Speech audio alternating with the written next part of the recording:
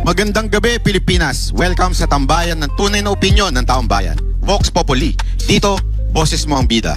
Sa bawat episode, sisilip tayo sa pulso ng publiko tungkol sa maiinit na usaping pambansa. Mula politika, pamamahala, hanggang isyong direktang nakakaapekto sa buhay ng bawat Pilipino. Layunin ng Vox Populi na maging tulay ng tunay na boses ng bayan. Isang lugar kung saan ang bawat Pilipino ay may espasyo para magsalita, magtanong at makialam. At ngayong gabi kami po ang inyong host. Ako po si Jay Guevara. Ako naman po si paring RJ. Ako naman si Master Judea. Ako naman po si Banat Bay. Boss D at your service. At ako po si Coach Rolly. Ang nilakakos mo na. At siyempre, walang iba. Argo na, minakagwa ko sa amin anin. Ay, Binawasan mo agad. bawas na ako eh. Anin na kayo. At siyempre, nilaman yung mga ano natin. Uy, boss na ha. May kasama tayo yun. Sino? Ako na makasabi. Ako ikaw na. Ako maupusa ko na highlight. Kaya tara na, makisali, makiisa at makibahagi sa talakayang nagbibigay liwanag sa ating mga pananaw. Ipakita ang inyong opinyon, magtanong at maging bahagi ng pambansang diskurso. Ito ang Vox Populi, ang boses ng bayan. Siyempre, papakilala na natin. Malulupit itong mga kasama namin ngayon. Oo, girl power itong kasama natin. Matindi. Lahat ng mga issues na gusto nyong itanong, mga banateros na nanonood ngayon at lahat ng mga nanonood dito, ilagay nyo na sa comment section yung mga tanong ninyo. Kasama natin si Attorney Trixie Cruz Angeles, ang former press secretary, at si Professor Malu Tiquia, ang pinaka-mainit na political strategist ngayon. Magandang gabi sa inyong dalawa. Yun, no? The thorn among the roses. Ang parehas, best friends ni Auntie Claire. Banat Bay, simulan mo na. Ayun na nga. Mainit Alam mo, na mainit. papasalamat tayo kasi ngayong araw na to, matindi ho yung ating pag-uusapan. Mainit na issue patungkol ho dito sa nangyari sa isang online media na personality na si Franco Mabanta. At syempre, may iba pa tayong isyong ipapasok. Kung meron kayong katanungan, i-comment nyo na lang po dyan. At dito sa Vox Populi, wala ho ditong no holds barred ho dito. Talagang lahat itatanong natin. Halimbawa, yung tanong ni Sir Jack, yan kagad ang una nating itanong. Pero alam mo, Banat Bay, last week, Tanong ko na ba? last week before tayo mag-end, meron kang hinamon Sino na hinamon pupunta rito. O may hinamon ka na pumunta rito para Ako. makapanayam natin. Ay, oo. Pero yung dumating, yung yung kalaban. Si Yusik Claire. Oo. Anyway, pagsalitain muna, pabatiin natin si Attorney Trixie. Attorney Trixie. Gabi sa inyo. Maraming salamat sa pag-imbita niyo sa amin dito. Mukhang masaya eh. Mukha lang. At siyempre, ang ating iniidolo pagdating sa mga komento sa politika, Ma'am Tiquia. Okay, magandang gabi sa inyong lahat. Magandang gabi sa mga nakikinig at nanonood. At isang karangalan kong makakasama ang mga banateros ngayong gabi. Simulan na natin. Siyempre, Banat Bay. Ang unang tanong na tinatanong ng ngayon, mainit na issue. Ito bang nangyari kay Franco Mabanta ay sa tingin niyo po ba? Ano po ba ang inyong mabibigay na opinion dito? Kasi may nagsasabi na ito daw ay set up. Meron naman nagsasabi talagang nangyari ito, ngunit may mas malalim pang dahilan. Unahin na siguro natin si Attorney Trixie. Ano sa tingin mo ang pagdating dito sa issue ni Franco Mabanta? Ang tingin ko sa kasalukuyan, mahirap magbigay ng opinion kasi marami pa tayong hindi nakikita. Bukod pa dyan, umpisang-umpisa pa lang, ang naririnig natin ang kwento ng NBI. Ang unang bumungad sa atin, narinig natin, caught in the act. Pero ang sinasabi nila ay extortion. Now, extortion, hindi yun makikita sa revised penal code. Ang makikita ninyo ay grave coercion o kaya coercion. So pag sinabi kunwari na caught in the act, ibig sabihin, yung akto ng pag-threaten or pagpuwersa sa isang tao na gawin ang isang bagay na ayaw nilang gawin. So, hindi naman natin nakita yon. So, once ma-clarify natin ano ba talaga ang nangyayari dito, yung pagbibigay ng opinion, medyo premature pa. Kasi ang nakikita pa lang natin, isang side ng kwento.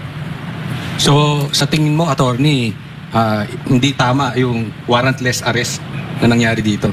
Sa kasalukuyan, burden kasi ng NBI patunayan na sila po ay tama yung aresto na ginawa dito. Gayun pa man, pag nakita natin, halimbawa, mag-file sila ng bail, ma-legitimize kasi yung aresto. Pwede nilang erase yung illegality ng arrest sa trial, pero pwede kasi ngayon, kung i-contest nila before mag-file ng bail, pwede nilang i-contest na illegal yung arrest. Kung hindi nila gagawin yon, later na sa trial yon. Ibig sabihin, mag-acquire talaga ng jurisdiction yung sa kaso nila. Kasi sabi mo wala yung ano yung Yung act. Oo, yung act na Well, kasi ang hindi natin nakikita. Kasi iba naman yung may nangyari at hindi natin alam, hindi natin nakikita. So iintayin natin pag maliwanag na kung ano yung facts dito. Sa ngayon, I would advise caution kasi isang panig pa lang naririnig natin. Tapos syempre may tendency rin to get hype dahil walang kumukontra. I understand may statement na si Mr. Mabanta but syempre limitado yung capability nilang sumagot. So until such a time as medyo equal yung kanilang airtime, ako cautious muna. Wala munang, kumbaga, mahirap mag-hazard ng opinion sa panahon na hindi pa maliwanag yung fact. So for the meantime, hindi pa pwede mabigyan ng pagkakataon makapagsalita para naman naririnig din natin yung part nitong si Franco. Well, sa ngayon nakakulong siya so hindi natin talaga siya naririnig. Paano siya nakapagbigay ng statement sa social media? Pwede naman kunwari through your counsel, nakausap niya yung abogado niya, magsulat siya, pwede yung ilabas. Kaya lang kasi hindi niyo po ba nakikita na it's conflicting yung kanyang sinabi. Sinabi niya doon na kung may mangyari sa akin, ilabas niyo yung video. May nangyari na sa kanya, ba't di niya nilalabas? Sa pagkakaalam ko, well, it depends, di ba? Like I said, marami pa tayong hindi nakikita. May explain yun later on. Paano kung bukas lumabas? Moot na itong mga katanungan ninyo. So, Regarding ano naman pa nangyayari Regarding naman sa bail, attorney, kasi nagkakaproblema tayo sa bail, di ba? Kasi yung kay Sir Jason dapat bailable yun. So now, itong kaso ni Mabanta, we know that extortion is bailable. Hanggang sa may exemption ba to? Considering na kung titingnan natin yung mga ebidensya na pinapakita ng NBI ngayon, like the recordings, and then yung mga statements ng NBI, hanggang nasaan na po ba tayo? Pwede ba siyang mag-bail or ano? Oo, bail is a matter of right, sabi sa saligang batas. So, ang exception dyan ay kung capital punishment and evidence of guilt is strong. So, kahit malakas ang ebidensya dito sa grave coercion or coercion, hindi naman siya capital punishment, so makaka-bail pa rin siya. Tingnan naman natin yung political optics nitong nangyayari. Mamalu, kasi ang tila pinupush ngayon, siyempre nung best friend yun na si Yussi Claire, ito'y Duterte supporter. Anong masasabi niyo dito sa ganitong klaseng pagpapackage na naman nila? Siguro dun sa aking BFF, mali-mali na naman yung ginamit mo. Sayang ang papel, ang ink ng computer para lang sa kasinungalingan. Uulitin ko, hindi porke may litrato ka nakasama, ibig sabihin, kaibigan mo siya, kasundo mo siya, nagtatrabaho sa'yo. Yan yung Madriaga line So akin, alam mo kasi ang epekto nitong nangyari kay Franco Mabanta is reputational damage. The fact na na-identify ka as extortionist, whether true or false, doon sa larangan ng political consulting, sa larangan ng pagiging online digital strategist, napakahirap yun. Pangalawa, siguro ang mahalaga sa akin sa punto ng taong bayan, maraming drama nangyayari. Pero hindi natin nakikita yung video na 90 minutes. Ang akin, ipalabas niyo yung video and let the people judge kung talagang totoo. Kasi walang nakakakita ng 90 minutes video and until lumabas yon. Kasi kung titingnan mo, ano ba yung environment nung lumabas ito? Yung environment na yan, patungo tayo sa pagboto sa impeachment sa House. Sa politika, parating pag may lumalabas, timing. No, may tinatimingan, may event na napakahalaga, o may event silang gustong iligaw ang taong bayan para nakafocus sila dito habang ito ay natutuloy. So, kung ito ay konektado sa impeachment, ilabas niyo yung video. Kasi pag linabas mo yung video, mastermind ba talaga? Kasi meron ng desisyon ang ombudsman na ang Senado, no, ang mastermind habot lamang kay Ko at kay kay Speaker Martin. So kung ganoon, may naratibo na pinipresenta. Biglang pumutok ito. So again, in politics, timing is very important. When something happens, talagang sinet up yun. Itong nangyari kay Franco, anong sa tingin ninyo ang gustong ma-achieve nung pangyayari na to? For or against the impeachment or for or against Romualdez? Well, dalawang bagay yan. Pwedeng for or against the impeachment kung magsasalita si Speaker Martin Romualdez. No? Kung kunyari dadating siya sa Lunes at boboto na ayoko ma-impeach ang vice presidente, that would be a vote that would probably rock the House of Representatives, no? Kung hindi siya dadating at he will allow the process, lakas NUCD pa rin siya at lakas ang bulto nung kinukunan ng boto, parang he will allow the existing narrative defined by Malacanang to go on. So, makikita natin na may labanan na nangyayari dyan. Kaya nga ako, ayokong husgahan si Franco, ayokong magsalita tungkol sa kanya. Ang pakiusap ko lamang, ilabas niya yung video. Paano kung hindi niya ilabas? May problema tayo doon. Kasi supposedly may problema rin tayo kasi naniniwala tayo sa nangyayari eh. Yung taong bayan ang liniligaw, no? May problema siya kasi ang claim niya may video, no? Ang problema ng taong bayan, paniniwalaan ko ba siya? At meron ba talagang 300 million? Kasi lahat 'yan will fall if the video is shown. And let the public judge. Kasi ang dami na nating alam. Pwede na nga tayong gumawa ng sarili nating video eh. Sandali, pero matagal na po kayo sa politika eh. Possible ba ang 300 million? Na extortion? Oo. Alam mo, tataka nga ako bakit hindi ako nag-extort sa 30 years ko sa politika eh, no? Mayaman na siguro ako. 300 million ba naman? 300 million, oo. Possible ba yan? Whether here in the Philippines or in other areas, ang politika may larong madumi at may larong tama. May larong mag-iisip ka, tama ko kayang gawin yan? At may punto na, inagrabyado ang aking kliyente, kailangan kong depensahan. So yun, nasa sarili mong muring, sa sarili mong paniniwala, ano ba dapat ang gawin ko? Pero ang politika, siguro sasagutin kita, ang politika madumi. Kung hindi tama ang prinsipyo mo sa buhay, kung hindi ka naniniwala sa Diyos, kung wala kang takot, mapapalulong ka. At marami na tayong nakita sa Pilipinas na nalulon dahil dyan sa mga gustong yumaman kaagad. Nalulong? Nalulong, oo. Oo, di ba? Nakuha ko, Maraming nalulong. Alam ako, in ko lulong. Marami kasi ako nagbabasang comment about kay Franco na hindi ko alam kung okay lang patanong to. Kasi may nagko-comment na gumagamit kang kiuman kaya naparihab. Narihab ba to? May alam ba kayo sa kuwan? Siguro yung mga ganyang usapan nasa personal na ng tao. There was a time noong magkabila kaming kampo na sinabi ko sa kanya, you take care of your family first. So, kung ano man yung sitwasyon niya noon, alam ko talagang ginamit niya yung buong lakas niya para maiayos yung buhay niya. So, hindi ko alam ngayon yung bumabalot na sitwasyon dito dahil nakakagulat. Attorney Trixie, baka may gusto kayong idagdag doon? Kasi syempre si Attorney Trixie nasa gabinete naman siya before. So si Franco ba, kasi ang sinasabi ni Claire Castro, hindi daw niya kaibigan ito. Hindi totoo. Public knowledge naman na si Franco Mabanta ang social media director ni BBM nung tumakbo siyang vice-presidente noong 2016. So hindi ko alam kung may participation siya sa 2022, pero sigurado yung 2016. On record yan, maraming pictures, nag-surprise birthday party pa si BBM para kay Franco at some point. So magkakilala sila, magkaibigan sila. Ewan ko if yun yung current state. Pero ang masasabi ko, dati oo. Pero ang sure tayo dyan, hindi siya nagtrabaho under the PRD administration. Sigurado ako dyan. Wala. Sigurado, magkakasama kami sa opisina ni Atty. tayo. Sigurado kami hindi nagtrabaho si Franco ever sa mga Duterte. And bakit sa tingin ninyo, bakit itinidikit kagad sa Duterte ito? And bakit nag-react ang Malacanang kahit hindi naman sila involved dito sa dalawang party? Yung entrapment, yung extortion. Bakit kaya nag-react ang Malacanang? Siguro si ma'am yun. Kasi that goes to narrative eh. Alam mo, ang problema sa Malacanang, lalo na yung tagapagsalita, basta may pantira ng Duterte, gagawin niya. Yes, kanya yan. Oo, no?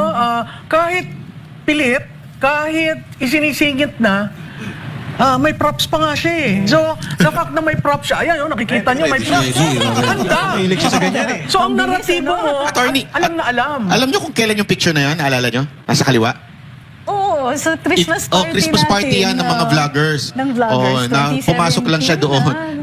Alam mo ang mahalay pa niyan, Banat Bay. Tingnan mo yung title sa likod niya. Hindi ba yung pambabastos? Diba, ASEAN May ASEAN Summit tayo. Ginamit na naman niya yung stage para manira sa Duterte. Ganyan din ang ginawa niya sa ASEAN, sa Malaysia. nagsalita siya, tapos meron na naman siyang picture, Duterte rin ang may kasalanan. Kaya kawawa itong fake news peddler na ito. So Mamalo, may ano ba na, kasi 'di ba, alam naman natin si Attorney Claire Castro is tigapag-ano ng Malacanang, tagapagsalita. May ano ba natin 'yon? Maisisisi ba natin kay Marcos Jr. yung mga Abay, oo.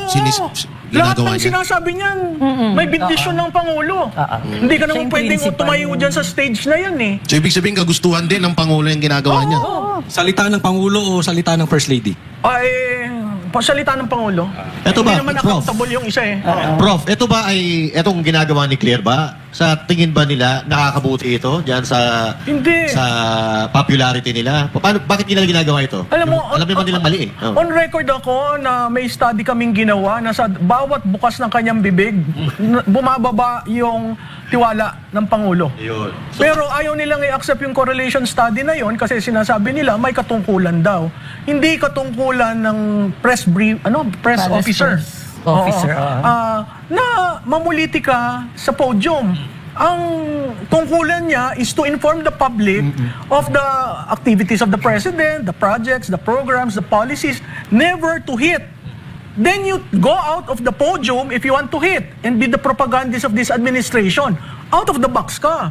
Out of the flag, no, out of the seal. Kasi ang institusyon ng presidente ang ginigiba mo sa tuwi ka nagsasalita ng ganyan. Attorney Trixie, nung panahon mo ba, nautusan ka ba na birahin ng Duterte? Standards Hindi. na lang. So standards Hindi na lang. naman, Paano hindi. nila? Walang ano. Actually, minimal lang yung direktiba ni Pangulo sa akin noon is ang trabaho ko, hiniwalay, hindi ako spokesperson, pero tagapagsalita ako para sa gobyerno. Sino nagdidirekta muna sa'yo para malinaw tayo? Si Pangulo. Si Pangulong- Pero limited yon. So kung kunwari, hindi kami nagkita, pero may katanungan tungkol sa ano yung direktiba niya, ano yung policies niya, ibig sabihin nun, dapat aral ko na lahat. So lahat ng speeches niya, binabasa ko, nakatranscribe yan, kaya yung maaga ko gumigising, 2 a.m., check ko yung news, check ko din lahat ng mga previous speeches niya.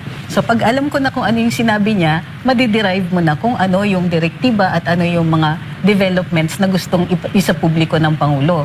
So kahit hindi kami madalas magkita, alam na namin.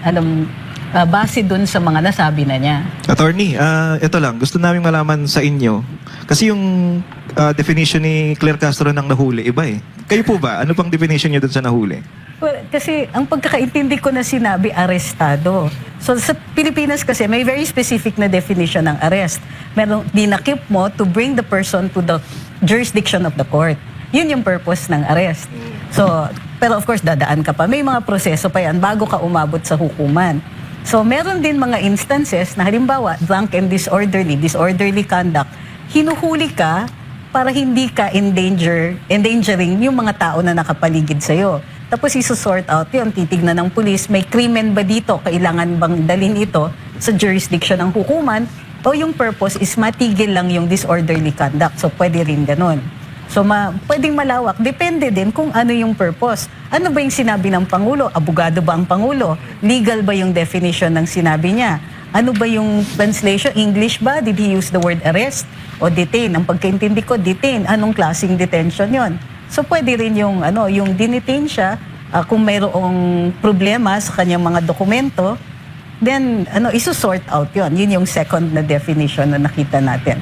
So ang word na ginamit kasi detain, English, 'di ba? Detain. So medyo hindi siya ganun ka Prof. Malu, pakinggan natin kung ano opinion niyo doon. Yung doon sa aresto? Si Presidente ang naglagay sa meta niya, meta page. So, what is there to contradict? What is there to redefine? Alam mo alam ito ni Secretary Angeles, no? Pag ang Presidente nagsalita, that is the script. Hindi mo kailangang i-redefine. The moment you redefine, that is damage control. Nakita naman natin sunod-sunod na araw, damage control sila hanggang sa umabot kay Secretary Remulla na sinabi niya na ako nang nagkamali, ako nang kinako na lang. That is the burden of being a spokes of the President. You just have to take the cudgels for the President, Wala but kang not choice. do damage control. Kasi nakakatawa eh. Hanggang sa umabot kay Secretary Lazaro, no, sinabi niya, I do not know, I was not a part of the discussion. And when she is the first person that should be notified, and then nagpalabas sa Malacanang, the President calling the Ambassador of France, the Ambassador of Czech Republic, really, do you have to do that? just to support your narrative. Ikaw ang naglabas, ikaw ang nag-post, ikaw ang kumuha sa sarili mo. Acceptable po ba yung reason nila na may sarili kasing policy ang Czech Republic, kaya hindi na sila po pwedeng magkomento after nung napahiya sila doon sa about sa Oo, nahuli? at saka alam mo, ang napakaganda doon, renespeto, si Presidente, hindi niya renespeto on sovereignty ng Pilipinas kay Presidente Duterte. Pero ang France, hindi naman citizen si Congressman ko ng France eh. Pero, took the cudgels. Kasi nga, may issue tungkol sa political asylum. No? Kahit si Czech Republic, wala naman tayong extradition. Yun ang kailangan i-establish. Wala tayong extradition. Bakit ba ang sinasabi ng Malacanang, hindi, kailangan nyo ibalik sa amin. Why? Kasi nasanay tayo sa red notice. Sinabi ni Attorney Claire na binagbigay daw ng information ang France na nag-apply ng asylum si Saldico. O pwede ba mag-disclose ang France regarding sa asylum ng isang tao na tumatakbo nga doon sa bansa? Kasi na apparently, ang port of entry ni Congressman ko, it was France. So kung nagre-request ka ng asylum, parang si Secretary Roque. Kaya siya pumunta sa Austria eh. Kasi ang pasok niya sa EU, Austria. I mean, had they checked with Secretary Lazaro, these things would have been easier dealt with. Not go into damage control. The moment you do damage control, there's something wrong with the statement of the President. Speaking of arrest, Attorney Trixie, kasi may isa na naman din isang arrest na mukhang sumablay. Yung arrest ni Sir Jason sa na biglang hindi pala siya available. Ano yung, sabihin, ito ba yung pangkaraniwan na nagkakamali ang korte sa non-bailable? Imposible eh, kasi ang right is to bail. May karapatan to bail. May exception lang pagdating sa capital punishment. So, ibig sabihin, kung hindi capital punishment yung crime, presumed na may bail. So, kahit ano pang nakasulat doon sa warrant of arrest, bailable dapat yon kasi nasa batas. So, maiiral ang batas. So acceptable ba yung dahilan ng court na nagkamali daw sa system ng PNP? Yun ang dahilan nila eh. Nagkamali daw sa system, kaya biglang lumabas na non-bailable yung ano. Ang tanong is, nagkaroon ba ng effect yung pagkakamali na yon? So, nung dinitain siya, with the understanding ba na hindi siya pwedeng magpa-process ng bail niya? So, kung naantala yung kanyang bail dahil dun sa pagkakamali na yon, may mananagot dapat.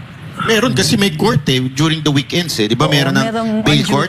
May on duty. na So, judge hindi siya nakapag-bail dahil nga, he has to ask yung court na nag-issue ng warrant na bakit non-bail to?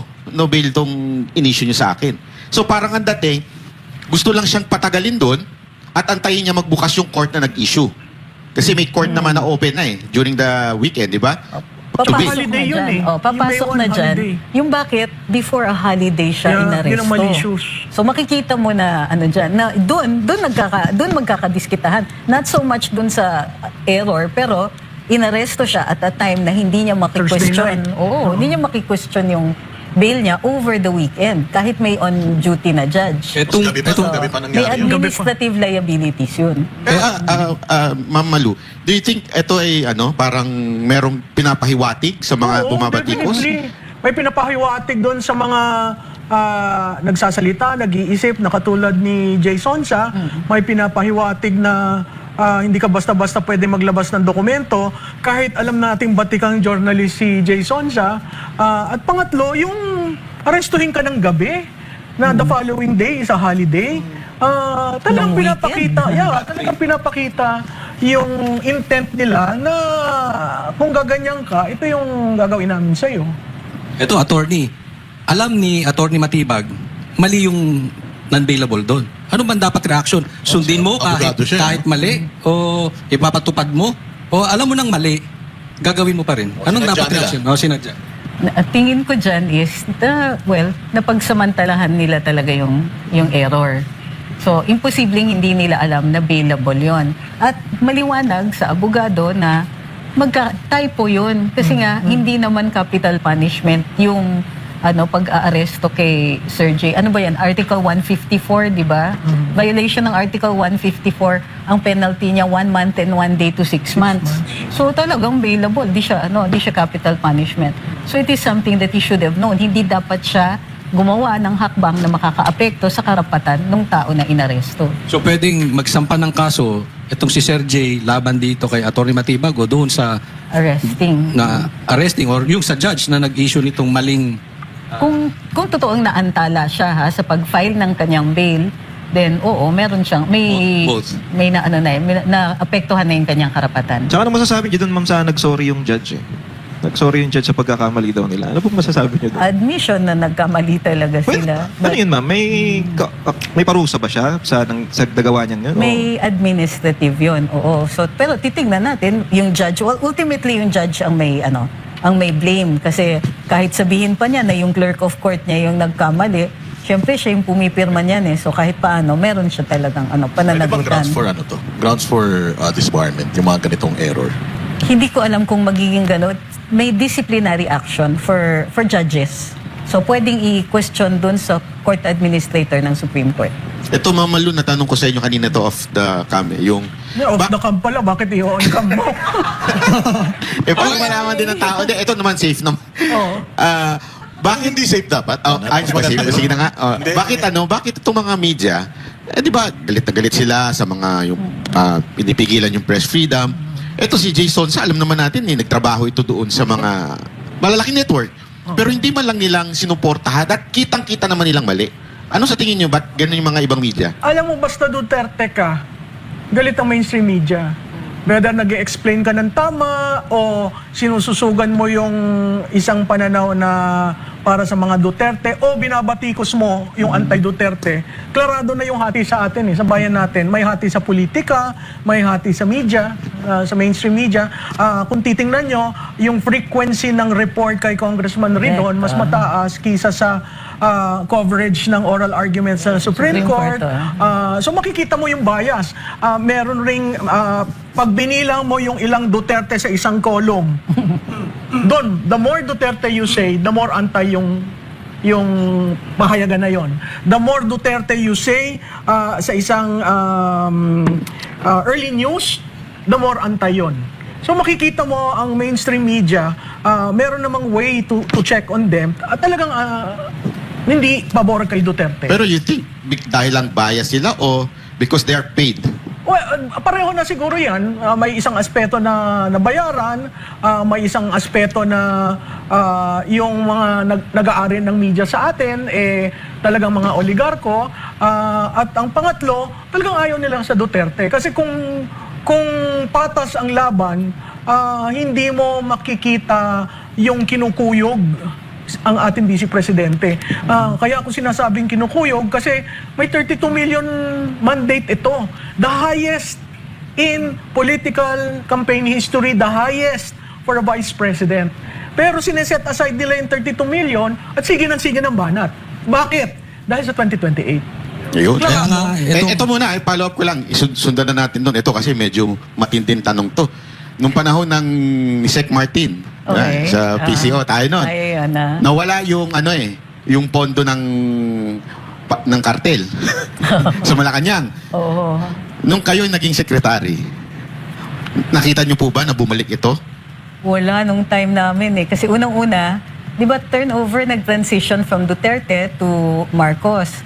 So, ang na-inherit ko, lahat pa rin. Same policies, same budget, same lahat from the Duterte administration. Transitioning pa. Yung talagang pagbabago, makikita mo na the year after, or actually the year after, 2 years after. Kasi yung budget ng 2023, Duterte pa yun Konti lang yung napadagdag ko.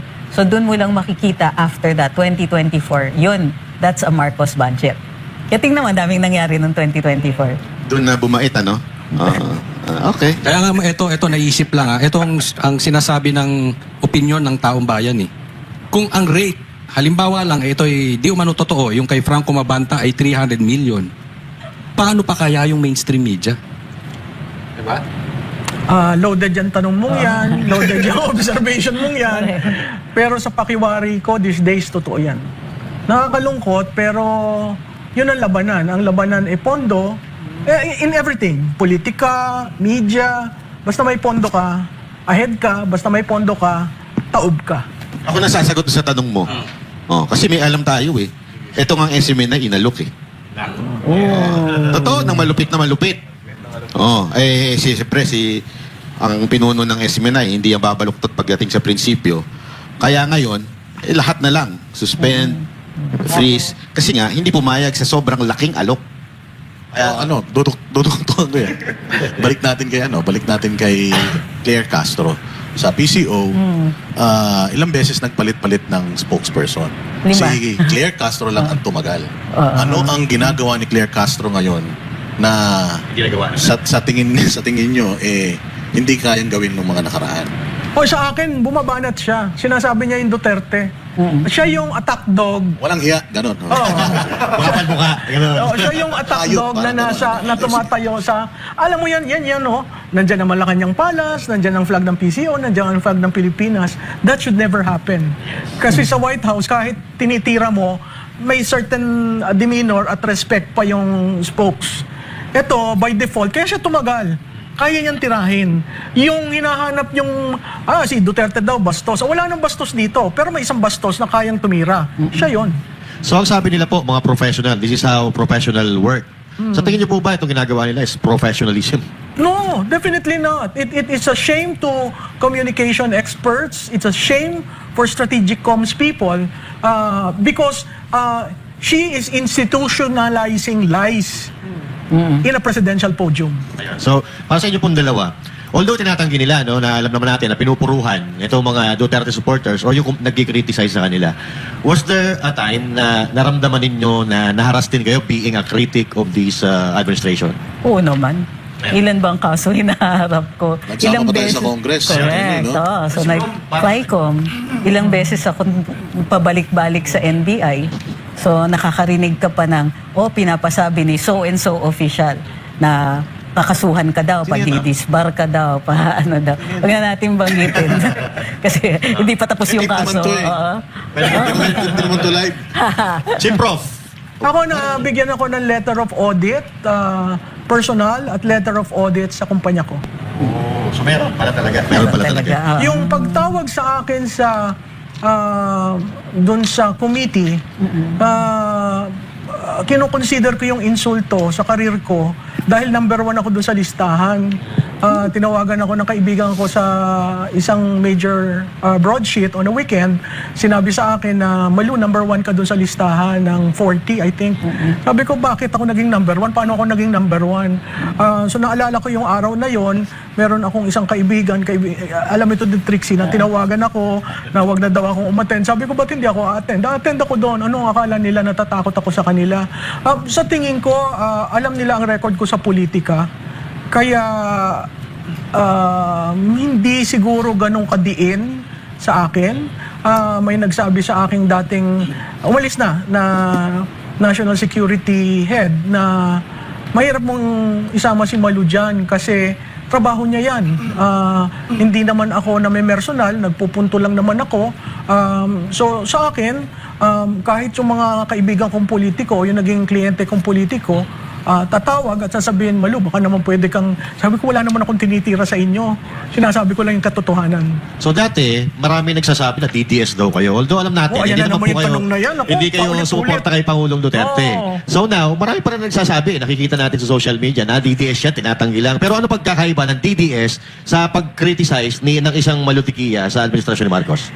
Alam mo, nahihiya kasi akong sabihin DDS ako kasi wala ako dun sa original. Sa 2016. Mahirap namang mag-claim na, oo, Duterte ako. First 3 years ng Duterte, tinitirak siya sa column ko. Yes.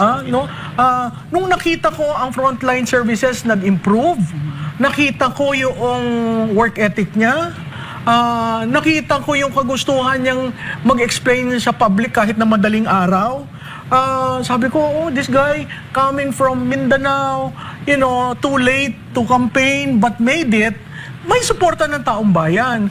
Ang ayoko lang kasi, napakahirap na i-claim ko na ako i-DDS. Wala naman ako, magkasama kayo, wala ako doon. Hindi ako sumama dahil ibang ang kandidato ko. Anong difference? Siguro pasasalamat ko kay PRRD, kaya ako tumutulong sa anak. Ganun lang kasimple. It's my way of returning back what I know in political management to the daughter. Punta tayo ngayon sa konting politika ng nangyayari. Anong basa nyo dito sa impeachment? Ito kaya yung magsasucceed sa Kamara? Tutuloy sa Senado? At anong sa tingin niyo magiging numero sa Senado? Attorney, kaya muna. Hindi pa ako makabilang kasi may mga kaso eh.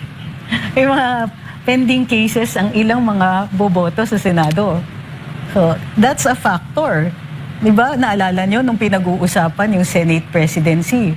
Supposedly, may Senate coup in the bag. O, sinabi na si Executive Secretary Ralph Recto nagtawag. O, miraculously, nagbago yung vote. Na-retain si Tito Soto.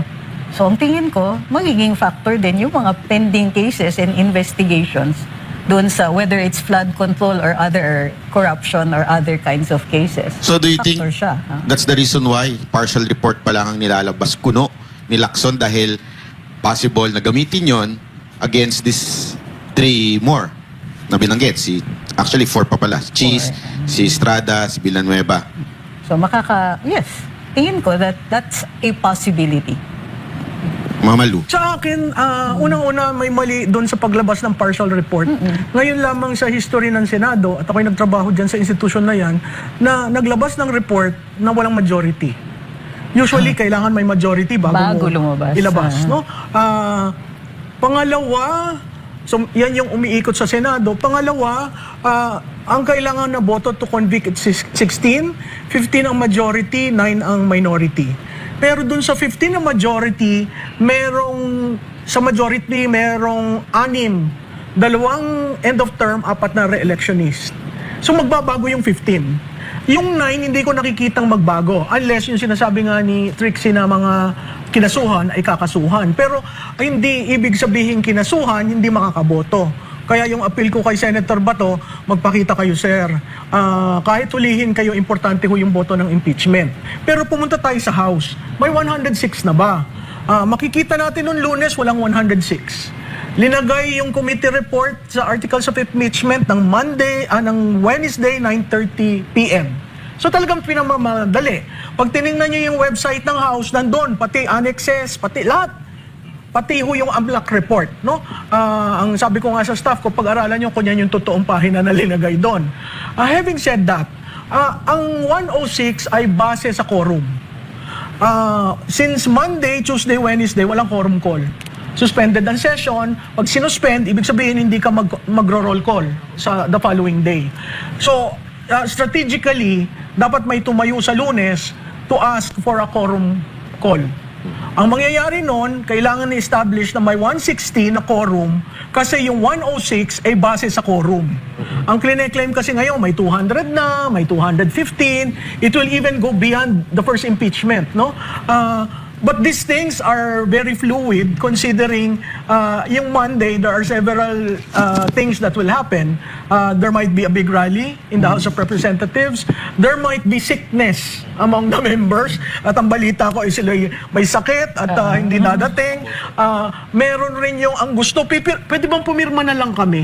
Hindi ho kayo pwedeng pumirma kasi ang nasa ruling ng Supreme Court, kailangan kayong bumoto no, sa plenaryo. So, hindi, yung iba kasi madaling pumirma eh. Kasi nakapirma ako pero hindi ako boboto. So, pag binangga mo yung record, hindi mo makikita. Ang consistent, may 55. Consistent. Ang consistent, may 55 sure na yun, na bumoboto sa Committee on Justice. Uli, yung chairperson, malihon sabihin unanimous. Kasi ang membership ng committee nyo, 40 na members at 40 na ex officio. So, 80. Ang 55 ay hindi unanimous ng 80. Yan ho ay majority. So sa tingin niyo ma'am, sa Congress pa lang lusaw na to? Depende sa yung mangyayari. Kasi pwedeng may tumayo at sabihin walang quorum, hindi ka pwedeng magbotohan. O pwedeng tumayo at sabihin hindi namin nakuha yung kopya ng committee report. Parang 50-50, no? Oo, magkakagulo.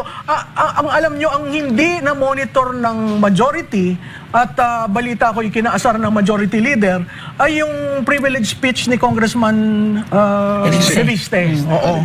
So, natinag sila doon. Sandali lang. Wala ito. O kaya hindi mo magkaintindihan kung sino sasagot, ha? Oo. Ang nagsalita, that should be between Recto and Reviste. Nakita nyo, nagsalita ang Suarez, nagsalita ang Garin, kung sino-sino na. Hanggang si Ridon, pinapaalis yung sinabi lahat. Hindi mo pwedeng paalsin yun kasi against the rules, ha? Personal and collective. Personal yun kay Libiste. Maaring hindi collective, no? Pero hindi mo pwedeng alsin yung buong speech. Yung motion nila is to remove everything. As if nothing happened. Ma'am, meron kasing napapabalita. Actually, may naglabas itong vlogger. Pangit nga nitong vlogger na to. Sabi na, iba-blacklist ng iglesia ang pumirma doon. Tayo may personal knowledge tayo doon. So, sa tingin nyo may epekto ito sa mga congressman? Alam mo, idadagdagan ko, ang sabi, ibaban up to the 4th degree of consanguinity. O, edi alis lahat ang dynastic. O kaya, ang sabi ko nga, hindi ho nang loloko ang Iglesia ni Cristo. Nakita naman natin yung lakas niya ng kay Marcoleta nung last 45 days. At alam ng bawat politiko ang lakas ng endorsement ng Iglesia ni Cristo. Hindi ko alam kung ay isinasatabi nila yon o hindi. Pero that is a card that is playing now. Aside from yung Iglesia ni Cristo, ano sa tingin niyo yung driver? Bakit nung nakaraang impeachment, agad-agad, boto sila, pirma, pero ngayon parang hesitant na sila? May pera. Walang pera ngayon. Ngayon, pahirapan. Biro mo, ang usapan na lang district fund. Tataasan ng district fund mo, aalsan ng district fund mo. Noong una, may malaking pondo, pero FLR, for later release. Kaya ngayon, nagagalit yung mga congressman kasi i-release nyo na muna yung pinangako nyo sa akin sa first impeachment. Kasi nagastos na yun eh. Di ba kung ikaw ang kontratista, hihingi ako ng tulong sa'yo, nagbigay ka sa akin lang ilang milyon, iaawas mo yun dun sa kontrata. Kung in FLR, di wala kang negosyo, nakuha ko na. So yun yung problema ng ibang congressman na may allocable. Napakahirap dahil ang daming lumalaro. May balita na maleta daw ay dollars na. Kasi pag peso, mababa na ang value. Yung mga ganon, nakakalungkot dahil makikita mo kung gaanong nababoy ang institusyon.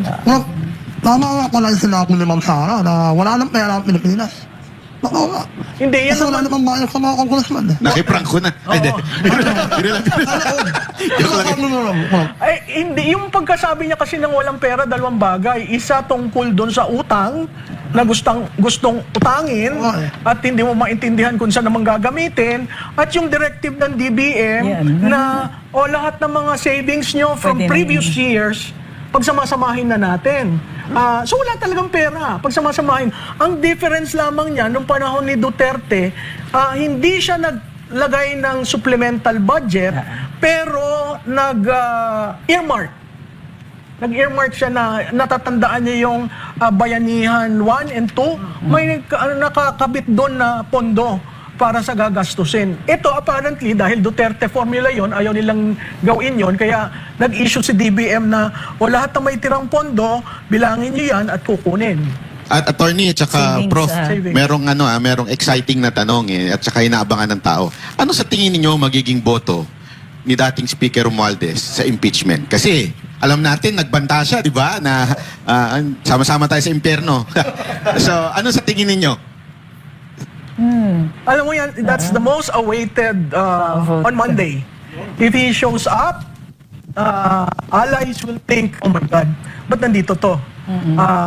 Pwedeng sa explanation ng vote niya can be very, very damaging to this institution, to the institution as well as the presidency. Pwede rin namang nandun lang siya at tataas lang siya ng kamay. Pero titingnan ng taong bayan, mag-yes pa siya o mag-no siya. Kasi, di ba after niyang magsalitang ganyan, humingi siya ng apology kay Vice President Duterte na sa mga nangyari. Hindi ko alam kung totoo yun o play lang sa media, pero isa yan sa mga titingnan sa Lunes. Pero sa tingin niyo, just in case lang na nag-no siya sa impeachment, would you think ito ay simula na talaga ng... Yeah. Ng labanan? Oo, gera nitong magpinsan. Sa tingin ko kung paano hindi kinausap si Senador Amy ng Pangulo for the past 3 years. Hindi sila nag-uusap. Sa tingin ko, ito will also be another, battle within the family. So kapag nag-yes, Prof, palabas ng lahat to. Oo, yun ang alternative. Kaya critical kaya may yung mga nag-a-advise sa kanya, huwag ka na lang pumunta. May iba naman nagsasabi, pumunta ka na para pakita mo sa lakas na ikaw pa rin yung pinuno at kaya mong tulungan yung mga allies mo, or pumunta ka na to clear your name. Kaso wala na yung lakas CMD Oo, pero nagkalasan na. tingnan natin kung anong mangyayari. Kasi yung sinabi ko nga kanina kay Banat Bay, dun sa Mabanta issue, bakit pumutok ngayon? Bakit ngayon na magbobotohan? Bakit may diin kay Speaker? Lahat yan sa politika.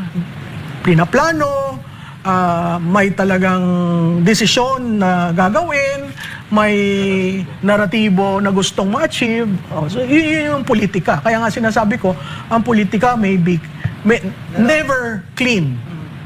Always in the murky side. So, nandun sa digital strategist, nasa political consultant, to put a line. Si Vice Presidente magaling maglagay ng linya Yes, o black or white, hindi ako ko-cross dyan. Yun ang isang katangian ng leader.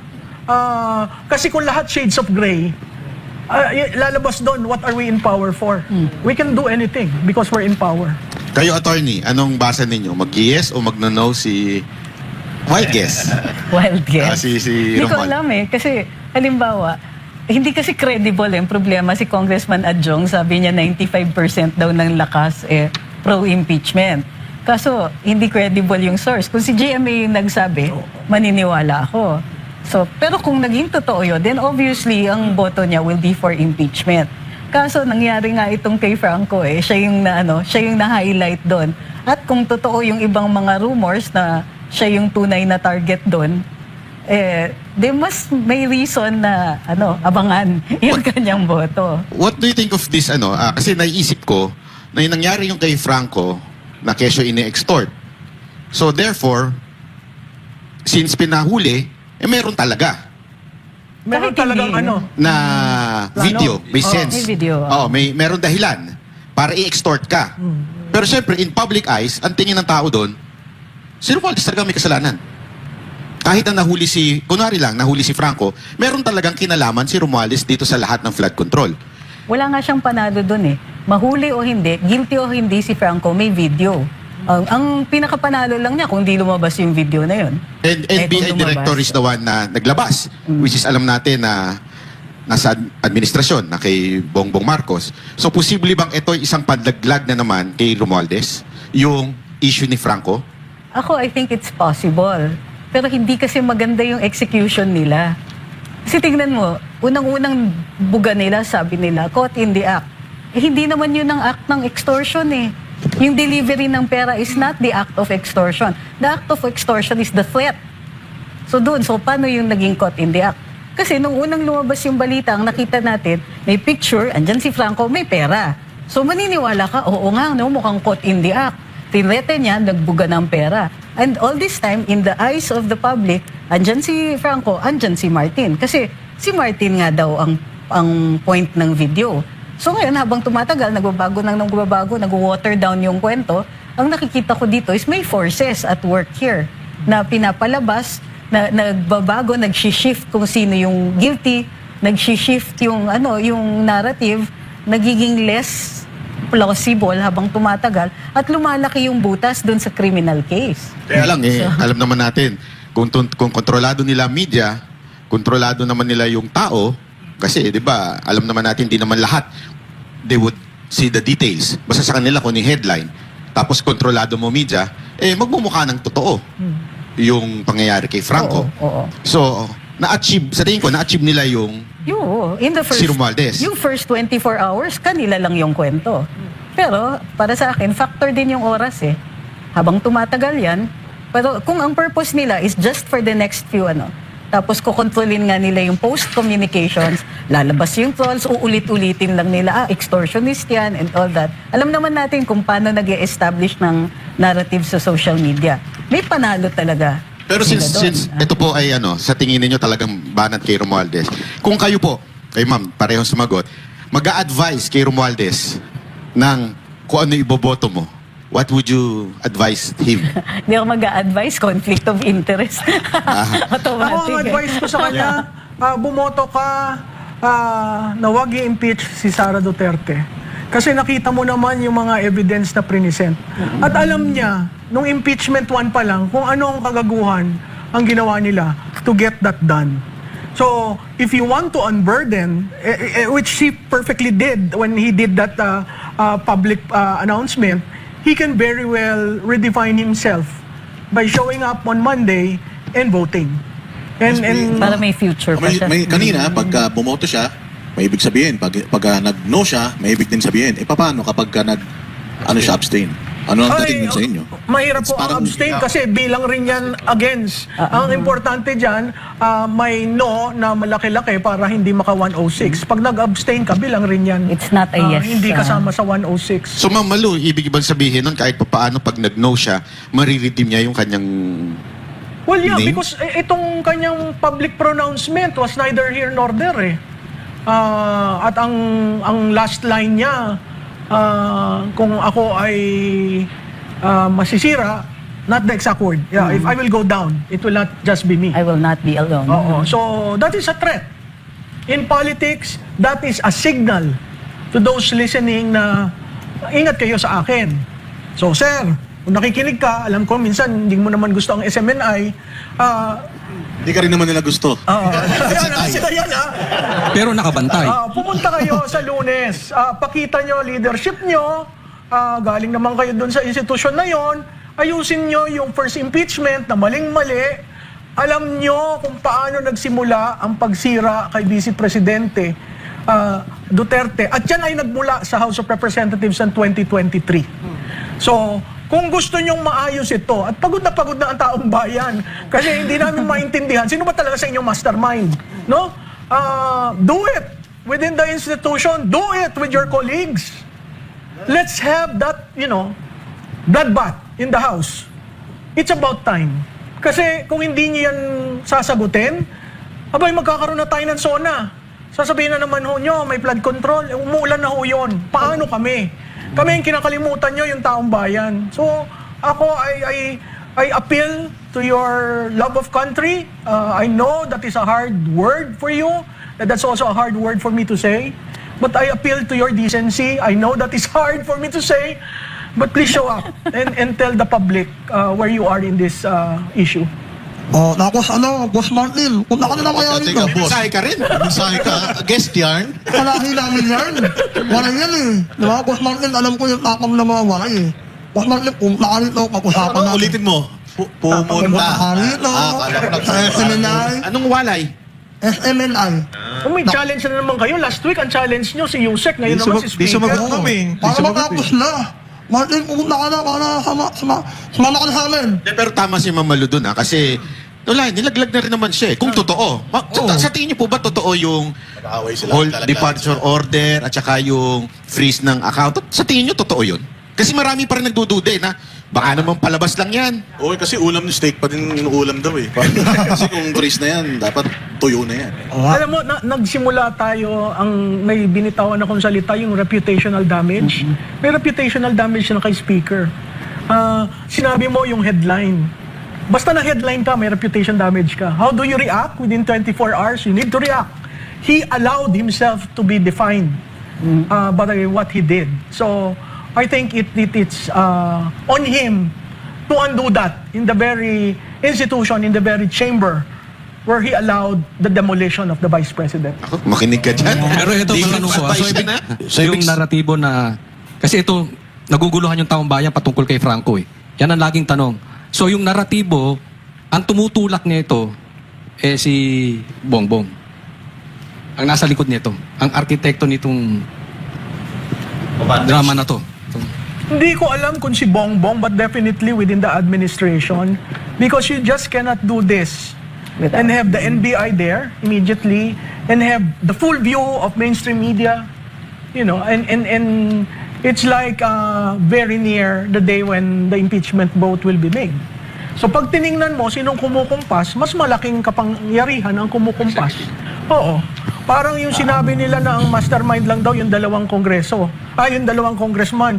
Hindi naman yung pumipirma ng budget, yung dalawang congressman. Ang pumipirma ho ng budget, ang presidente. Tsaka releases. Ang releases, ang notice of cash allocation, ang SARO, ang executive, DBM. Hindi rin si DBM gagalaw kung walang numbra ng presidente. So, siguro tingnan ho natin yung mga yun. Pero Kasi pwede hindi kaya- yan di ba? Sa sinasabi ni Claire Castro na hindi daw si BBM ang nag-iisang representante ng executive. Sabi, parang pag executive, marami yan. So parang sinasabi niya na pag nagre-release ang DBM, pwedeng hindi alam ng presidente. Posible. Oh, imposible. Hindi. yan. Hindi. Imposible yan. Hindi. Lalo, dun pa lang sa pag-allocate, yung malaki ang say ng Pangulo pagdating sa budget. The budget begins with the executive and then it ends with the executive. Kumbaga, yung Congress, yung role ng Congress is to check, titignan nila, may pera ba para dito. Tapos kung in accordance with the Constitution, go sila. You set the budget in the executive, you release the budget in the executive. So, imposible na yung releases ng DBM will be without the knowledge of the President. I-report pa rin yan ng DBM Secretary, hindi isla ang DBM. Pero pwede po bang hindi pumirma si BBM? Kasi nung nakaraan, naging guest po namin si Kong Erice. So parang ang nagde-decide daw ay naglalabas ng pondo ay si Secretary Pangandaman na walang pirma ni BBM. So naayon po ba yun sa batas? Nangyari din po kasi ito nung unang-unang skandalo nila sa Asukal. Di ba? May pirma din yung presidente, Andun pa ako nun. pero sinasabi niya na hindi daw siya ang nag-authorize. Andun pa ako nun. Hindi. Yung Sugar Board, ina-allow ng President mag-delegate nung approval to the Sugar Board. At nagagawa na din daw yon. Unfortunately, dito sa instance na yon na sinasabi ninyo, ipinirma siya imbis na for the President. Or for the President pala, pero walang explicit instructions yung Pangulo. Or at least dininay niya.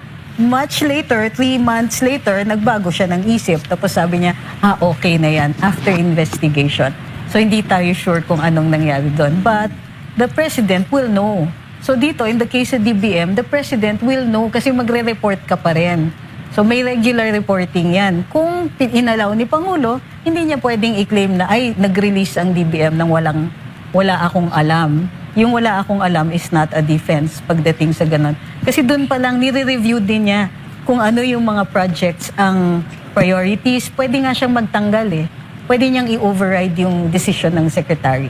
Sinungaling talaga yung BFF ni Prof. Malu. Sabi ko sa'yo, huwag kayo maniwala doon. Sinungaling talaga yun? Fake peddler talaga. Tapos may campaign sila ng fake news, no? Oo. Sa SONA, usapang SONA, papalapit na yung SONA. Sa tingin ninyo, meron bang mai-deliver o magkakasona ba? O meron ba silang mga proyekto, accomplishments? Sa tingin ko, sa pagbubukas ng third regular session, pinakamaiksing SONA sa history ng Pilipinas ang mangyayari. Kasi wala kang achievement na mapapakita. Walang infrastructure project. Wala. Alam mo kaya, ang ekonomiya natin ganito, there is a term na pump-priming the economy. It's usually government doing that. Kaso, dahil wala ng pondo at nawala, saan ka kukuha ngayon ng pondo na ituloy ang mga proyekto? Baka walang SONA kasi walang pondo. Ay, meron naman daw yung tawiran. Yung sa Kamuning. Oo, yun. Bago sila. Mamalaki nila yun Flagship project. Hindi, ako ang tingin ko, kung totoo yung kinakasuhan si Martin Romualdez, binibilang ko yung araw baka by the time mag-SONA, may probable cause na dapat siya. Kung totoo. Na At kung ipapakulong. totoong nag-aaway sila. Kasi umaandar yung kaso Yun ang hindi masyadong na-highlight. Lumalabas naman sa balita. Pero ang daming nangyayari na hindi siya masyadong napapansin.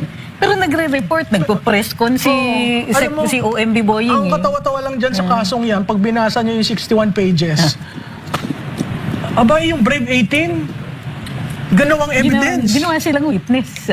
At yung lahat ng videos ni Saldico, ginawa rin. So, kung si Ombudsman ang tingin, totoo yung mga sinabi nito, bakit sa Senado, Blue Ribbon, hindi mapatawag? Ma'am, anong basa niyo kay Lacson? diretsuhan. Anong sa... Girl, boy. Girl o boy? Hindi yun. Ito dapat na magbasa dun eh. Mamaya ako, makakasama Baka naman ako. Wag mo na. Anong basa nyo sa kanya?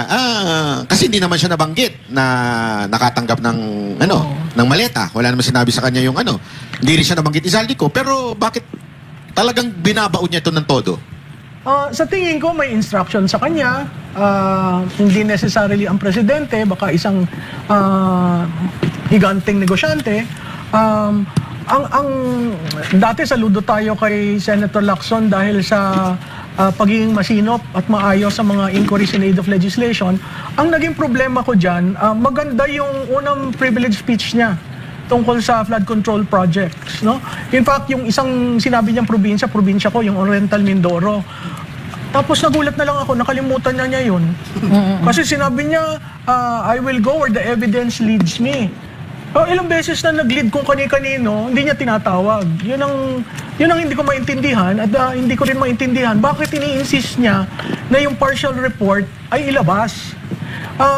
Yung ba ay pagsagot niya kay Marcoleta dahil sa minority report. Yung minority kasi ilan lang sila. At nakita mo doon sa minority report, lahat sila nagpirmahan. So, 9 yun. 9 ang kailangan niyang majority para yung committee report niya mailabas. So makikita mo, bakit nagkaganon? Sino ang gumagalaw? Sino ang nag-i-influence ng kanyang desisyon? Meron rin siyang sinabi dyan of late tungkol sa impeachment. Yung Senate President nagsabi ang forthwith ay the following day magkakaroon ng impeachment. Biglang sinabi niya, hindi yan the following day. In fact, baka July pa ang hearing sa impeachment. Sabi ni Lacson in a press conference. So sabi ko, what's going on between yung Batman and Robin tandem na... Yung boyfriend. Bakit ganun? So I guess you will see who wields the gavel more seriously than the one who is there as supposedly a leader. Ma'am, based on your story, do you think magkakaroon ng change of leadership? May mga ugong-ugong. Sa tingin ko yung ugong-ugong na yan dahil may mga ilan sa senador na hindi na masaya sa nangyayari sa Senado. Whether they will be able to come up with the 13 votes. Ang alam ko may resolution na nakapark eh. Hindi ko alam kung kailan nila ilalabas. So, let's see how things will play out dahil seryoso na itong nangyayari sa atin. Imbis na nakafocus tayo sa ekonomiya at hirap ng buhay, lahat tayo nasa politika. Itong pagiging impeachment court ng senador, ng Senado, no? Dapat ba or sa tingin ninyo malaking epekto na hindi abogado yung Senate President na siya yung Nag-aaral naman daw eh. siya yung magsasabi kung Alam niya daw yung yan eh. objection overruled or sustained. I mean, May effect, oo. Nakikita ko. Lalong-lalo na nakita, and hindi ko alam kung ano ang politics ninyo, no? Pero ako nung nakita kong Senate President si Cheese, maganda yung patakbo because ini-explain niya parati ano yung legal basis. Sasabihin niya, ito yung Senate rules, ito yung President, ito yung Supreme Court ruling dyan.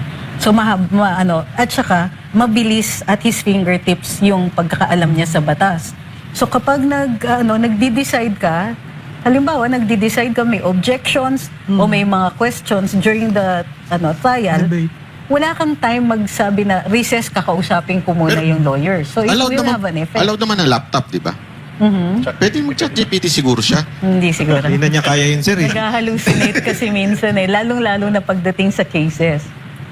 Na-check ko na yon yung chat GPT. Minsan, nag-iimbento siya ng kaso. Na-check talaga siya. So, minsan meron sasabihin, alam kong hindi. So, i-check ko somewhere else or sa Supreme Court site kung existent yung case na yon. And siguro sa 10 na research na nagawa ko, that's why I don't use chat GPT, gagamit ako ng iba.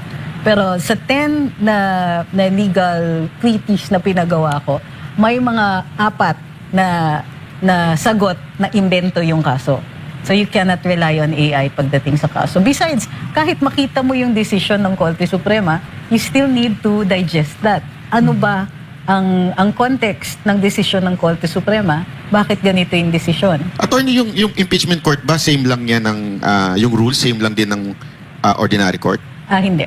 Ang impeachment, parang form ng trial by jury yan. Yung judge, yung presiding judge, siya yung nagde-decide ng matters of law.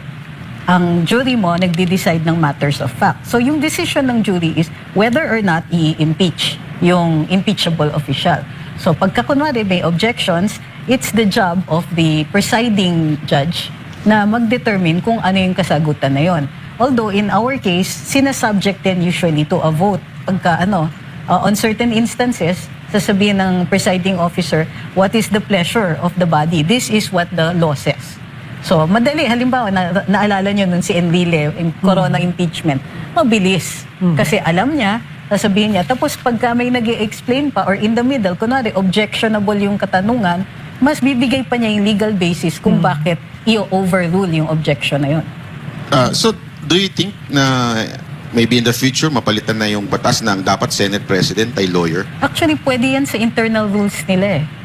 So, kumbaga, hindi kasi natin pwedeng diktahan yung magiging desisyon ng Senate as to who the Senate President is going to be. Nasa rin kasi, nasa saligang batas, so hindi ganun kadali, na nagiging Chief Justice lang yung presiding kapag presidente ang ini-impeach. So ako, ideally, pwede sana kung yung Chief Justice sa lahat. So, di ba? It would make more sense. Attorney, ang sinasabi kasi ni, narinig ko rin to sa balita, ang sinabi ni Senator Soto, matagal na ako sa Senate eh. So kahit saan ako ilagay dyan, alam ko na yan.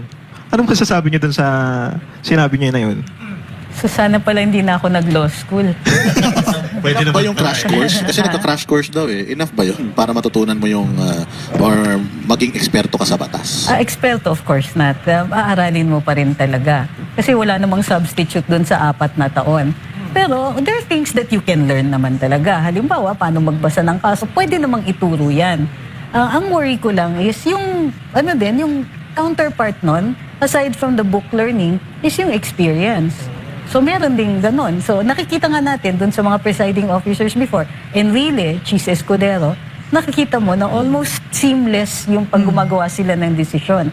We're going to have, and si Senator Soto pa naman, may mga controversial siya na decisions minsan. So it might be even more controversial dito sa impeachment. Pero what can you say about dun sa sinabi ng Supreme Court about dun sa fourth tweet? Tapos kinontra niya pa. After nun, kinontra niya pa, hindi niya pa tinanggap. That's another thing, di ba? Medyo insistent. Sa kanya daw ibang definition. Since, attorney, since hindi... Sino mo pasagutin natin tungkol Tungkol saan? Doon sa Sa fourth tweet, ni sariling fourth tweet at niya. one ball. Pwede bang galing sa one ball ang Alam mo na, napakahirap presiding yan. judge? Kasi wala siyang knowledge of the jurisprudence. Pwede kasing binabasa mo lang, sinasite mo yung artikulo, pero nung nakita natin si JPE sa Chief Justice Corona impeachment, hanggang sa kinaibuturan ng Black's Dictionary. Sasabihin niya yung gano'n, sino daw si Black's Dictionary? O yung hindi lawyer, no? Tapos sasabihin, hindi lang siya skra. Pumupunta siya sa US, pumupunta siya sa Europe. Napakahirap kasi siya yung magro-rule. Hindi naman siya boboto lang kung may tie. So as presiding officer, kung nagkakainitan na yan, paano ka magro-rule? Paano mo sabihin ni Majority Floor Leader, Mr. Presiding Officer, can we have a minute's recess? O upo ka lang doon, hindi ka magkwakuan. Mahirap yun. Mahirap na role yun. Hindi yun role sa... Kasi artista yun. Baka kaya niya yung role na yun. Kasi hindi mo mai-script yung jurisprudence. Alam mo, di ba may binabasa sila? Scripted na yun eh. Pero para ka mag-roll, ma-force mo ba ako ang magtatanong? Lalo na kung nakita mo yung prosecutors ng House at may plano silang kumuha ng private prosecutors. Di lalong gugulo. Ang balita ko, i-appoint daw si Senator Pangilinan as parang Impeachment manager. Oo. So, ewan ko kung tinanggap Palitan na lang para mas madali. Kasi pag impeachment manager ka, ikaw ang everyday magsasalita, short of a spokes, tapos ikaw rin ang mag-explain kay Senate President, ganito, ganyan. Pero Mahirap. maganda siguro si Yuse Claire na lang kunilang spokesperson para nababali yung yung mga paliwanag. Sa tingin ko, pag yun ang spokesperson, pagbang pala ng gavel, guilty na si BP. So ito, attorney, medyo delikado pala to kasi hindi lawyer yung ating Senate President. So now, kung halimbawa, nag-convene na, dire-diretso yung impeachment, pwede bang questionin ng Korte Suprema yung proseso or even the result na itong impeachment? Ang Supreme Court has jurisdiction over matters of grave abuse of discretion.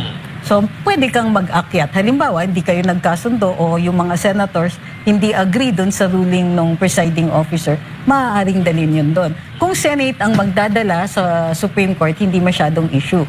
Pero kunwari, yung nasa sakdal ang magdala sa Korte Suprema, at ang tinatanong, yung ruling or yung rules, pwedeng sabihin ng Supreme Court na this is an internal matter na sabi ng Constitution solely within the jurisdiction of the Senate.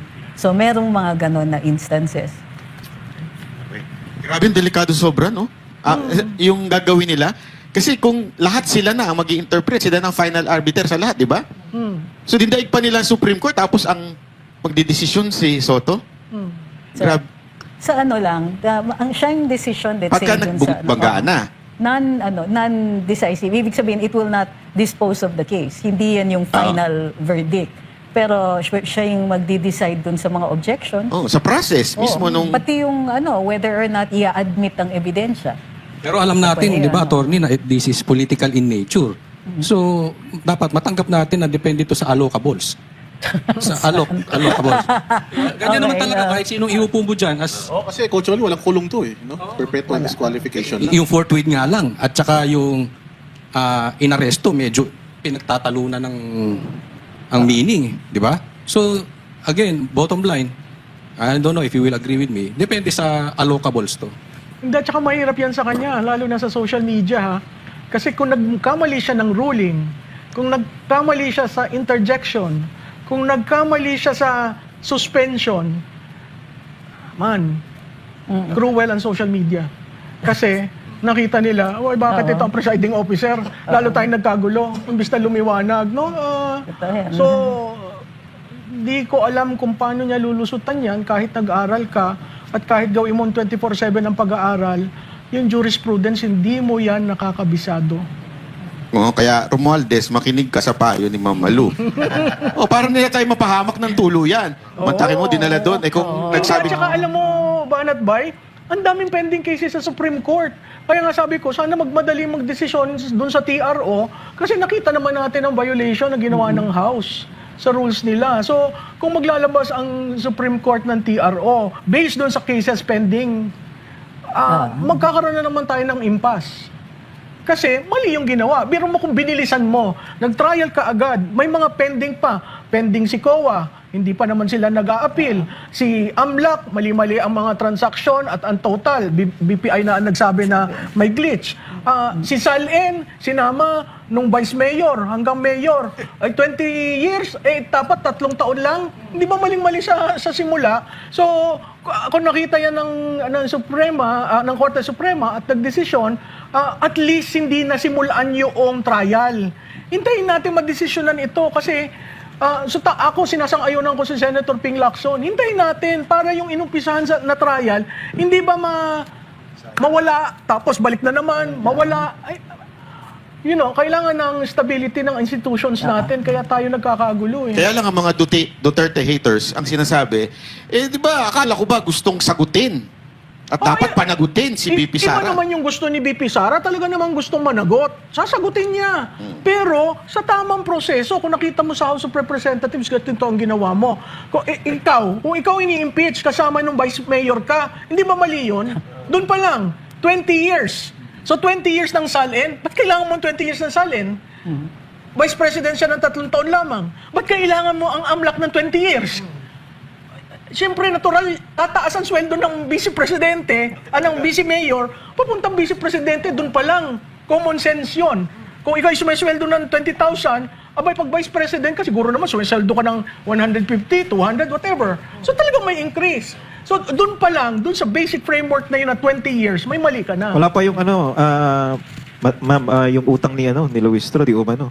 Wala pa yun. 8 million din. Kaya pa nadadagdag. 8 million. Pero hindi nyo ba, ma'am, nakikita na itong kuwari na tuloy yung impeachment sa Senate, ang magbe-benefit nito si BP Sara? Kasi dito lalabas lahat ng kasinungalingan. Because unlike doon sa Kamara, walang cross-examination sa mga witness. na Agree ako pinagpasa doon. nila. Kaya ako pabor na ituloy yung impeachment. Pero hintayin natin itong mga pending sa Supreme Court para hindi sayang yung ginastos sa Senado kung mauudlot dahil may pending. Pwede ba mangyari? Pwede ba mangyari yun? Kasi di ba nung nakaraang impeachment sa Senate, parang may motion to dismiss.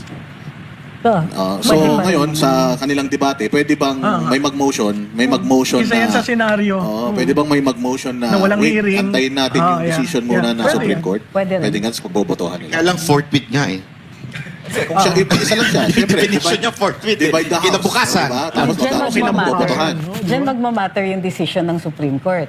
Kasi sabi ng Supreme Court, hindi ibig sabihin ng forthwith bukas. It means that the Senate gets to decide what is reasonable. Eh, mas magaling po si Soto sa Kung Supreme sinabi ni Court. Soto, Sa fourth week, Senado. sa pang-apat na araw, hindi sa bukas, pang-apat na araw. At saka sinabi ng Supreme Court, sumagot ka doon sa ano ha? Meron, di ba pinasasagot si SP? Yung question Ay, niya. sa contempt niya, Oo. Pinasasagot siya within 10 non-extendable days. Doon sa sinabi niya na contemptuous na utterances niya about the Supreme Court.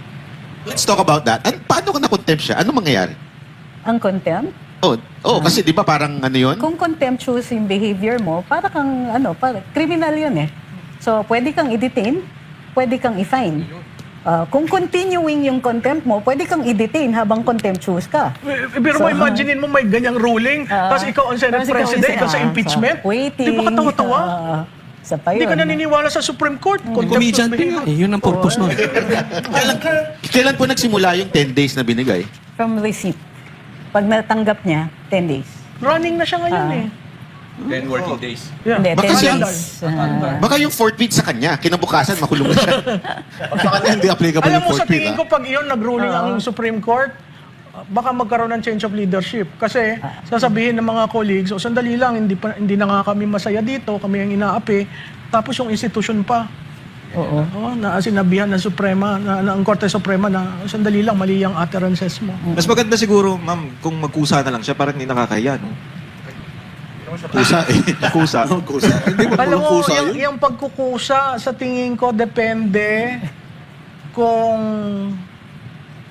hindi niya binibigyan ng konsiderasyon ang nakaupo sa Malacanang. Parang walang ang politiko, wala niyan. Sa bokabularyo nila yan eh. So, bago tayo magtapos, isang tanong lang. Sa tingin ninyo, sino kaya ang matinding magiging kalaban talaga ni VP Sara sa 2028? Yung nararamdaman ninyo, kayo po, matagal na po Pwede kayo ako sa sumagot? Sino? Kilala ko eh. Si Trillanes. Maleta. Ha? Maleta. Yan ang pinakamatindi niyang kalaban. Maleta, tama. Aha. Yung mga pamibigay ng maleta. Kayo po, sino po ang sa tingin nyo? Wala akong nakikita. Bakit? Kasi merong vote base. Pag sinabi mo vote base, ang Duterte tumakbo ng 2016, 2019, 2022, 2025. Merong tinatawag na enduring Duterte base.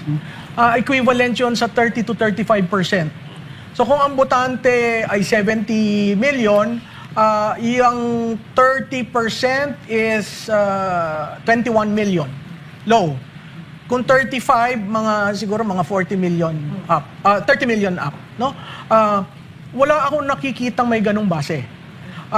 Basta hindi bumaba si Vice Presidente ng 35 o mas mababa sa 30, sa one against many, siya yung lalabas. Sa one-on-one, kailangan natin magtrabaho. Si Trillanes, hindi, sa tingin nyo, hindi. Kasi ang balita, yung Caloocan lang may ayaw sa kanya, yung buong Pilipinas gusto sa kanya. Yun ang balita. no? Pero ma'am, yung bagong lumalabas ngayon, na okay. si Tulfo, possible ba 1:1, maging? Siguro tingnan niyo yung numero, no? Nag-tie si Tulfo, pero ang Mindanao, ang Visayas at ang kay BP. Okay? Ang undecided, 7%. Pagdating mo kay Robredo Duterte, tumaas si ma'am, nasa 56%, malayo-layo may 8% gap si Mayor Robredo, ang undecided 6%. Yung demographics kay ma'am. Doon sa pangatlong option na naging 6, sino nawala ng boto? Si Tulfo at si Robredo, hindi si Duterte. So hanggat hanggat yung voter base nandun, matibay, wala akong nakikita. Kasi kahit mo ugain ng ugain, hindi bababa sa 30 to 35%. So, low of 30, high of 35. Okay ba magiging plurality yung presidente? Siyempre, mas gusto natin majority. So, kung gusto mong 51%, magtatrabaho tayo sa 20%. Pero yung argument ng iba na, hindi pa yan hawak ni Marcos. Hindi pa hawak ng administrasyon. Wala pang makinarya yan. Paano kung si Tulfo? Nakita naman natin ng 2025. May makinarya sila, may pondo sila, sparingly bumababa si Vice Presidente. Ang malaki mong problema dyan yung COMELEC. So, tingnan natin how things will fare out. But napakahalaga na yung mga Duterte base, wag ko kayong aalis. Dahil lalo na dito sa demolition na mangyayari sa impeachment, kailangan ho kayo ni Vice Presidente. Sabi nga niya, no, Banat Bay, nawala na ako ng mga kaibigang politiko. Pero ang taong bayan, nasa akin. So, to a certain degree, aakalain mo magmumukha siyang lantutay, mahina, downhearted, pero hindi yun eh. Nakangiti siya, she does her job. So, it's good because I think she has found her second wind. Yes. Tanong ko lang, tungkol kay VP Sara. Sa tingin nyo ba, dapat, yung ginagawa niya ngayon na intermittent, yung kanyang pagsagot, paminsan-minsan lang, hindi siya yung agad-agad sumasagot dun sa mga ibinabato sa kanya kasi mag-isa lang siya, tapos ang dami-daming bumabati ko sa kanya. So tama ba na, ganito, yung ginagawa niya ngayon na easy lang, hindi siya sumasagot, pinababayaan, ang sagot lang is sa tamang forum Ako sasagot niyan. Dapat magpa-interview na siya uli sa atin. Biro lang. Tama. Sa tingin po ninyo, Ako naniniwala na- okay ba yung style niya ngayon or dapat sumagot na siya Kasi or ang maging nakikita matapang? mong visual, tao, maraming nagre-reach out, maraming kumakamay, nandun ang kabataan. Hindi ba yan ang napakahalaga kaysa sa salita? Lalo na yung salita na babatikos ka sa isang politiko na pagkalalim-lalim ng war chest at wala kang laban. So, may time na dapat sumagot siya. Katulad ng interview dito, kaya nagulat ako, huy, bakit sa kanila nagsalita si BP, no?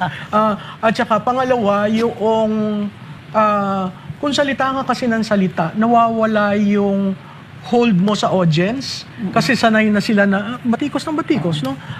So siya, magsasalita siya at the proper time when all ears are listening to her. Like what she did when she showed up here and like what she did when she announced that she was running. All of us were, ano nangyari? Diba? But that was something that is not in the playbook because in the playbook you don't announce 2 years ahead. But I think she did well because she was able to redefine the arena of the impeachment from respondent to frontrunner.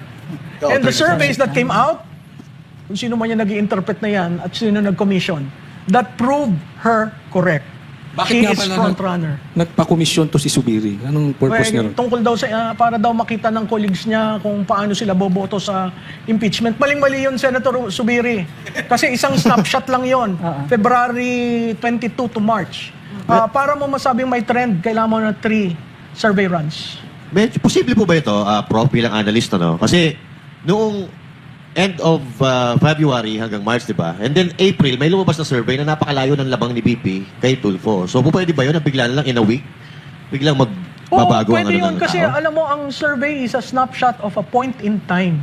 So, kung ikaw ay nag-survey ng February to early March, tapos linabas mo ng May, ay panis na yung survey na yon. So pag merong isang survey na bago-bago, talaga magkakaroon ng clash. Apart from yung differences siguro ng methodology ng mga survey firms, yun. At saka yung framing ng tanong. Malaking Plus bagay yun. context. So, can we trust this survey? You can ginagawa? trust the numbers but do not trust the interpretation. Yun. And always look at The questions. the period when it was surveyed, the The framing of the context. questions, and then who are the survey firms doing it. Yun. So, Tingnan natin sila ng, ng kanilang final message para sa ating mga tagapanood. kung aabot pa si Marcos sa 2028. Sige po, final message. Ako para sa akin, everything is moving. Ang daming moving parts, ang daming nangyayari. So, ang daming actors din na nakikita natin. Lahat yan nag-aagaw ng atensyon natin. Lahat yan may agenda. So, kailangan mapanuri tayo. But at the same time, for example, alam naman natin, for now, for most of us who are here, decided na tayo sino yung kandidato natin. The only thing left remaining is to hold on.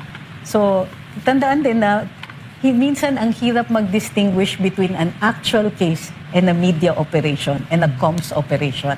So, dito sa Pilipinas, in many instances, iisa lang yun. Yung naging kaso is actually intended to portray something or agawin yung attention mo to focus on something that they want you to see rather or to make sure that there are things that you don't see.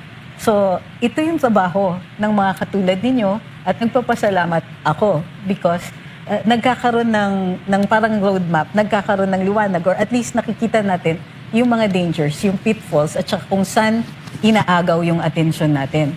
That being said, kumbaga, congratulations to VP Inday. Kasi all she has to do now is to survive to 2028. Everything else is noise. Dun sa ang impeachment, of course, marami ring moving parts. But again, even if she doesn't, may bangko tayo malalim. Yung kabila, wala pang kandidato. So, kumbaga, if there is, kung maraming bad news, ang intention niyan is for you to lose hope.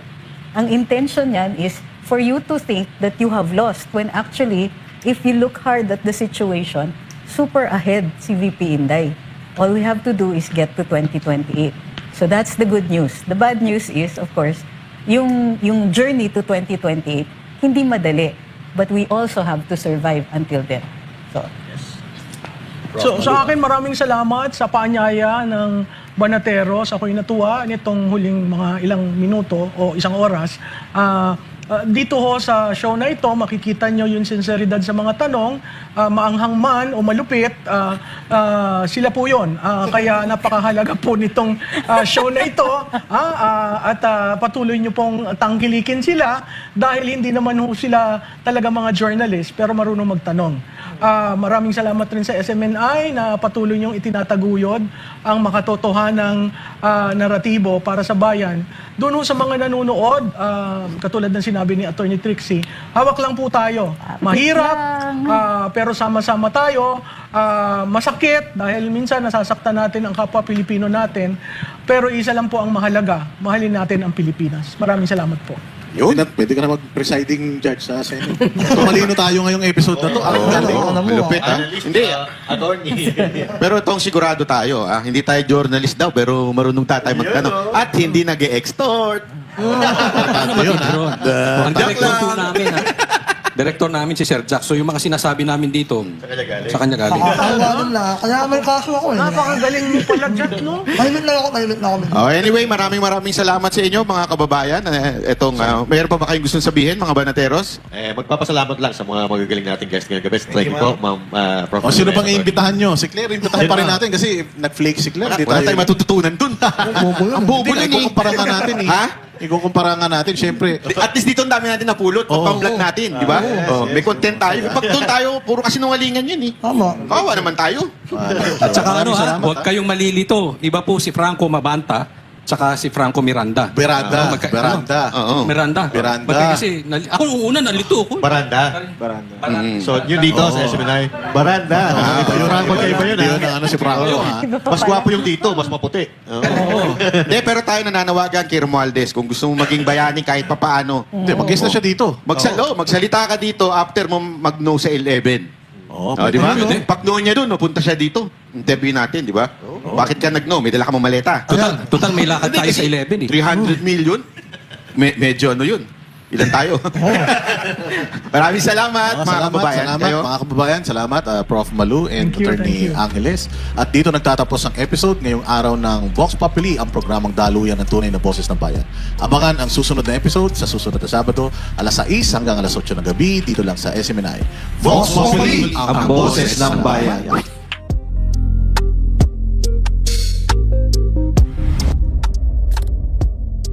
Sa bawat sulok ng bansa, may kwento, may boses na nais marinig. Ito ang programang nagbibigay daan sa mga tinig na madalas ay hindi naririnig. Sa Sa bawat usapan, sa bawat opinyon, ang kapangyarihan ay nasa kamay ng mamamayan. Sa panahon ng ingay at kalituhan, may mga tinig na kailangang pakinggan. Ang espasyo ng bayan, ang entabladong walang kinakatakutan. Vox Populi, ang boses ng bayan.